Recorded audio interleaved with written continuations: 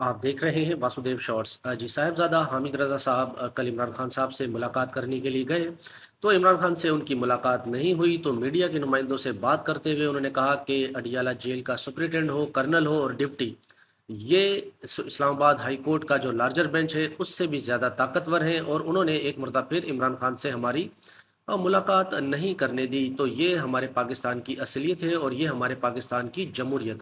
उन्होंने कहा कि इस्लामाबाद हाई कोर्ट का लार्जर बेंच, उसकी जितनी बेइज्जती आज हुई है, उम्मीद है कि उनको ये अपनी बेइज्जती महसूस हुई होगी, और हाई कोर्ट के ऑर्डर को आज बीच चौराहे में रसवा कर दिया गया है, ऐसा कहना है साहिबजादा हामिद रज़ा साहब का, जो अडियाला जेल के बाहर इमरान खान से मुलाकात ना होने के बाद मीडिया से गुफ्तगू कर रहे थे। वहाँ पर पाकिस्तान तहरीक इंसाफ के अपोजिशन लीडर उमर अयूब साहब भी मौजूद थे। उन्होंने भी मीडिया से बात की और कहा कि आज इंटेलिजेंस के एक कर्नल ने सियासी मुलाकात करने से हमें रोक दिया है, हमारी मुलाकात नहीं होने दी। उन्होंने जेल इंतज़ामिया को ऑर्डर किया होगा।